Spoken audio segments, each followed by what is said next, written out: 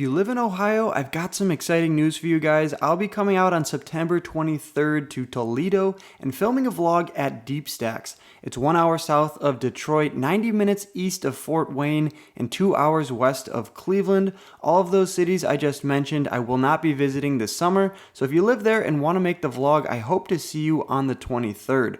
Oh, and it's 18 and older. Then I'll be driving south to Dayton and playing at Mad River. That's 1 hour west of Columbus, 1 hour north of Cincinnati, and 3 hours north of Louisville. All of those cities I also won't be visiting this summer, so come out and make the vlog on the 24th and 25th. They're also 18 and older, and while I'm there, the largest tournament in Ohio's history will be running. It's a $600 $1 million guarantee, and you may also catch me at one of those tables. We enjoy a beautiful sunset at my family's lake house and then hit the road 2 hours south to Soaring Eagle Casino. On the way, we're greeted with what has to be the most beautiful lightning storm I've ever seen. Hopefully it's a sign of some crazy action to come. We arrive just after 11 p.m. Check it out.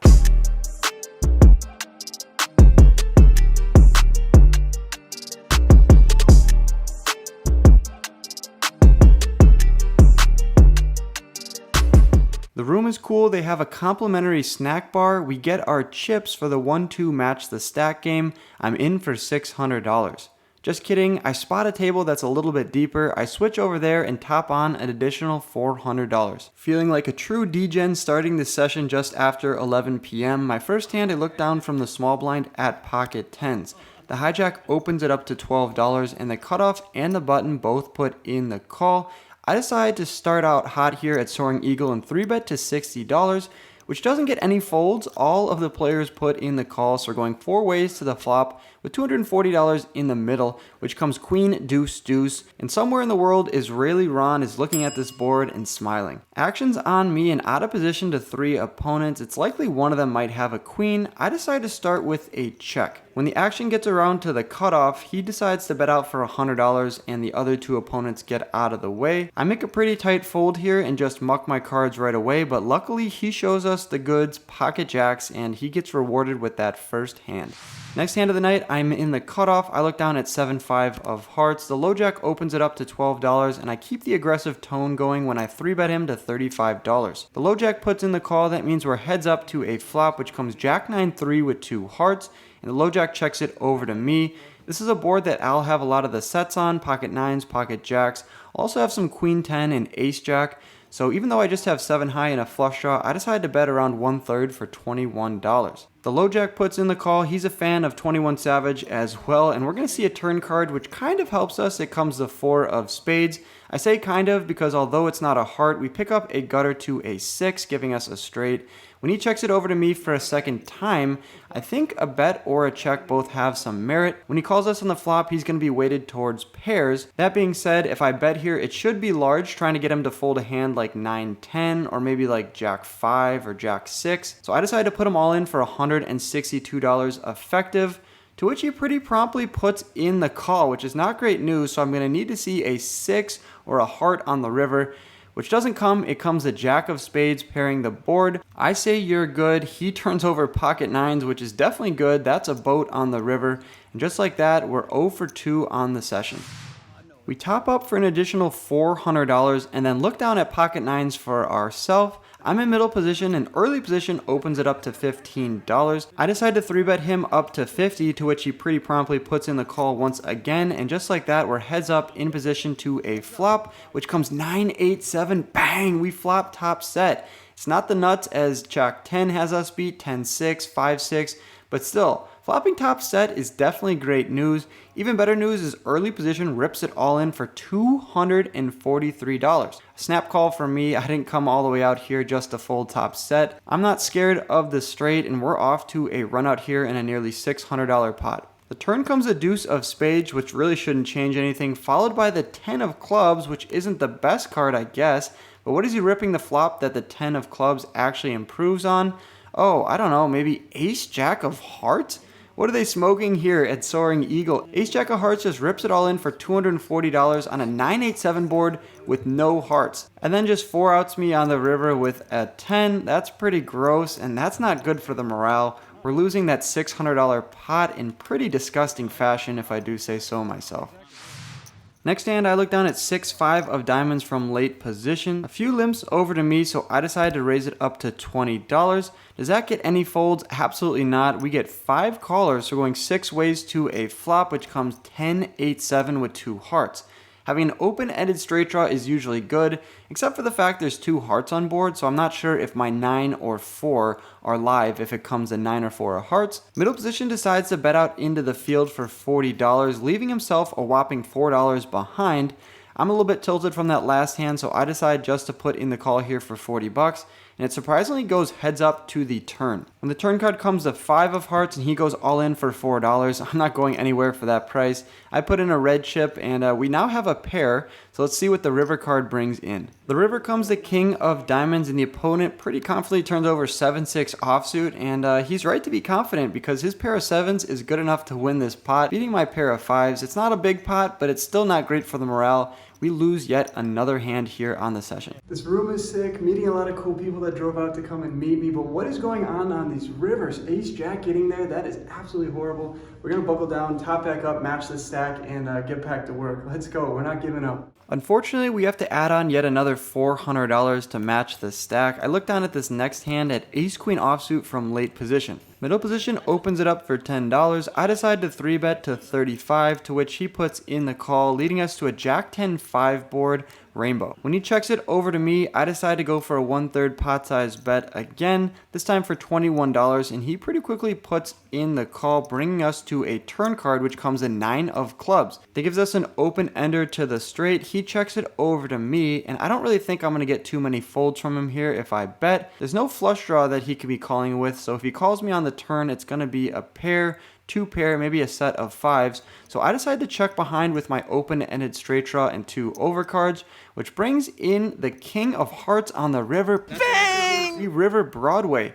Pretty great spot for us, and middle position checks it over to me once again. I decide to size up here, nearly pot for $100, to which I almost get snap called with 1 blue chip. I confidently turn over the nuts, and I don't expect the opponent to beat that, but she turns over a queen, so she did in fact river a straight and decided not to raise me, saving some money for her. Definitely a great decision, but I'm not too sure how she just called on that river. If the board is not paired, she could still get value from any of my hands like Jack 10, King 10, King Jack, a lot of my sets too, like pocket 10s, pocket jacks. So yeah, I think in the long run, she probably should be raising there, and if I rip it in, she can just fold.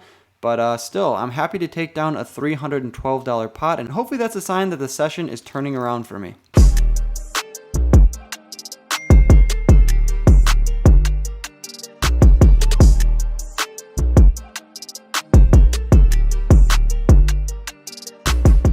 $1,200 in our stack, I look down at 6-8 of clubs from the hijack. I decided to start off the action by raising it up to $15, to which 2 players, Booyah and Chad, both put in the call. That's going to lead us 3 ways to a flop. Flop gives us top pair, comes 6-5 deuce with 1 club, and Chad checks over to me. In between 2 opponents, I start off with a check, to which Booyah pretty quickly takes up the betting lead and bets out half the pot for $20. Chad gets out of the way, I put in the call, and that brings in the turn, which comes the 9 of spades, and there's $85 in the pot.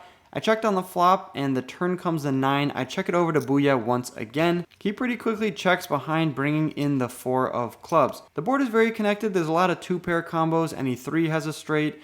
And given the fact there's a busted spade draw as well, I decided to check over to Booyah and look to pick off a bluff. He doesn't bluff at the pot. He checks behind. I turn over my 6-8 offsuit, and we're going to take down that $85 pot. So I'm here with Justin.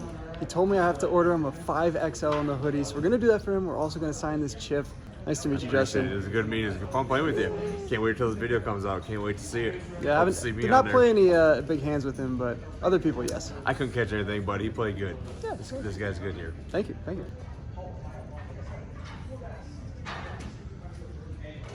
Bang! Love it. Bang! Bang! Trending in the right direction, I look down at pocket 10s and I'm on the $5 straddle. Early position starts off with a raise to $30, which is a cool 6x, which is pretty concerning. The big blind puts in the call for 30 bucks, and now I have a decision. I think in the moment I make a pretty big mistake here and just put in the flat call for 30 bucks.